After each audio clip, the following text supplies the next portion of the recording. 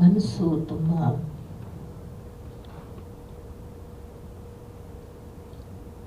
ಭಾರವಾಗಿದೆ. ಮಾತುಗಳು ಹೊರಗೆ ಬರ್ತಾ ಇಲ್ಲ. ಯಾಕೆಂದರೆ ಒಂದೇ ಯಾವ ಥರ ಭಾವನೆ ಅನಿಸ್ತಾ ಇದೆ ಅಂತಂದರೆ,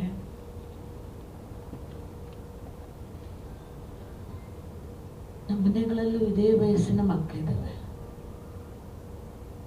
ಯಾವಾಗೂ ಹೇಳಿದ್ವಿ, ನನಗೆ ಮಾಡ್ಕೊಳ್ಳೋ ಬದಲು ನೀನು ಹೊರಟೋದೇನಪ್ಪ.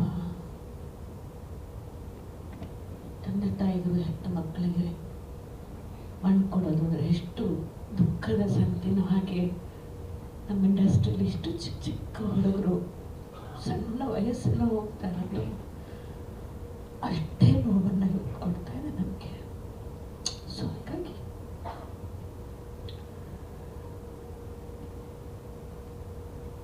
ಇಷ್ಟೇ ಹೇಳ್ಬೋದು. ಯಾವುದು ಶಾಶ್ವತ ಅಲ್ಲ, ಹುಟ್ಟು ಶಾಶ್ವತ ಅಲ್ಲ, ಬದುಕಿ ಹೋಗೋದು ಯಾವುದು ನಾವು ತಗೊಂಡು ಹೋಗಲ್ಲ. ಇದೆಲ್ಲ ಮಾತುಗಳಲ್ಲಿ ಆಡೋಕೆ ಸ್ವಲ್ಪ ಆದರೂ ಕೂಡ ಬದುಕಿದ್ದವರಿಗೆ ಈ ನೆನಪುಗಳೇ ಒಂದು ರೀತಿಯ ನರಕ ಇದ್ದ ಹಾಗೆ. ಅದನ್ನು ಮೀರಿ ಬದುಕೋದಿದೆಯಲ್ಲ, ಅದು ಒಂದು ಸವಾಲು. ಅದನ್ನು ಸ್ವೀಕಾರ ಮಾಡುವಂಥ ದಿನಗಳು, ಕ್ಷಣಗಳು, ಆ ದೊಡ್ಡ ಜವಾಬ್ದಾರಿ ಇದೆ. ನೀವು ಅದನ್ನು ನಿಭಾಯಿಸಬಲ್ರಿ, ನಿರ್ವಹಿಸಬಲ್ರಿ. ಸದಾ ಅವರ ನೆನಪು ನಿಮಗೆ ಶಕ್ತಿಯಾಗಲಿ. ಆ ಶಕ್ತಿನೇ ನಿಮ್ಮನ್ನು ಮುನ್ನಡೆಸಲಿ. ಇಷ್ಟು ಹೇಳಬಲ್ಲೆ. ಆರೋಗ್ಯ ಕಾಯ್ಕೊಳ್ಳಿ ಅಂತ ಹೇಳ್ತಿರ್ತೀವಿ. ದುಡಿಮೆ ದುಡಿಮೆ ದುಡಿಮೆ, ಸಂಪೂರ್ಣವಾಗಿ ನಮ್ಮನ್ನು ನಾವು ನಮ್ಮ ದುಡಿಮೆ ಕಡೆಗೆ ಹೆಚ್ಚು ಆಸಕ್ತಿನ ಕೊಡ್ತೀವಿ. ಕುಟುಂಬವನ್ನು ನಿರ್ವಹಿಸಬೇಕು, ಸಾಧನೆ ಮಾಡಬೇಕು, ಹೆಸರು ಮಾಡಬೇಕು, ಕೀರ್ತಿ ಯಶಸ್ಸನ್ನು ಗಳಿಸಬೇಕು ಅನ್ನೋದ್ರ ಹಿಂದೆ ಓಡೋದ್ರ ಜೊತೆಯಲ್ಲಿ ನಮ್ಮ ದೇಹ ನಮ್ಮ ಜೊತೆಯಲ್ಲಿ ಎಷ್ಟು ಸಾಥ್ ಕೊಡುತ್ತಾ ಇರುತ್ತೆ. ಆ ದೇಹದ ಕಡೆನೂ ಕೂಡ ನೀವೆಲ್ಲರೂ ಸ್ವಲ್ಪ ಲಕ್ಷ್ಯ ಕೊಡಿ. ನಾವೆಲ್ಲ ಅದನ್ನೇ ಮಾಡಿರೋದು. ಬಟ್ ಹೇಗೋ ಆಯ್ತದು. ಆದರೆ ಯಾಕೋ ಇತ್ತೀಚೆಗೆ ಸಣ್ಣ ಸಣ್ಣ ವಯಸ್ಸಿಗೆ ಹೋಗೋರು ನೋಡಿದಾಗೆಲ್ಲ ಆತಂಕ ಆಗತ್ತೆ, ಭಯ ಆಗತ್ತೆ. ನಾವು ಡಯಟ್ ಮಾಡ್ತೀವಿ, ಎಕ್ಸಸೈಸ್ ಮಾಡ್ತೀವಿ, ಒಳ್ಳೆ ಊಟ ಮಾಡ್ತೀವಿ, ಎಲ್ಲ ಮಾಡ್ತೀವಿ. ಯಾಕೆ ನಾವು ಸಾಯ್ತೀವಿ ಗೊತ್ತಿಲ್ಲ. ಇಷ್ಟು ಸಣ್ಣ ವಯಸ್ಸಿಗೆ ಅನ್ಸ. ಬಟ್ ಎಲ್ಲ ಮಾಡ್ತೀವಿ. ಆದರೆ ಸ್ಟ್ರೆಸ್ ಅನ್ನೋದಿದೆಯಲ್ಲ, ವಿಪರೀತ ತಗೊಳ್ಳುವಂಥ ಕ್ಷೇತ್ರ ಇದು.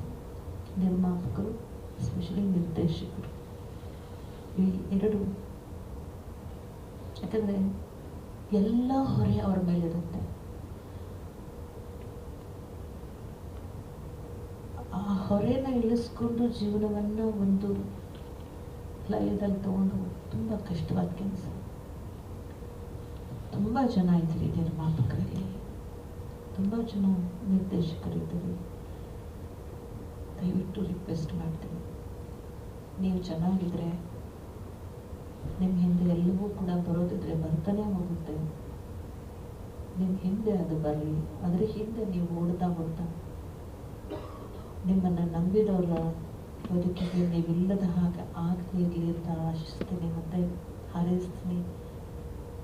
ನೀವೆಲ್ಲ ನಮ್ಮ ಜೊತೆಲಿ ಆರೋಗ್ಯವಾಗಿ, ನೆಮ್ಮದಿಯಿಂದ, ಸಂತೋಷದಿಂದ 100 ಕಾಲ ಬಾಳೋಗಿ ಇರಬೇಕು.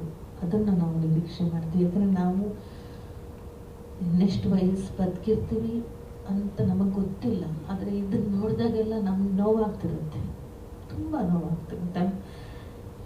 ನಮ್ಮ ಅಪ್ಪು ಸತ್ತಾಗಲೂ ಅಷ್ಟೇ ತುಂಬ ನೋವಾಯಿತು. ಹೀಗಾಗದೇ ಇರಲಿ ಭಗವಂತ, ಹೀಗಾಗದೇ ಇರಲಿ, ಹೀಗಾಗದೇ ಇರಲಿ ಅಂತ ಹೇಳ್ತಾರೆ. ಎಲ್ಲರೂ ಜೊತೆಲಿದ್ದಾರೆ. ಇಡೀ ಇಂಡಸ್ಟ್ರಿ ನಿಮ್ಮ ಜೊತೆಲಿರುತ್ತೆ. ಧೈರ್ಯವಾಗಿದೆ. ನಮಸ್ಕಾರ.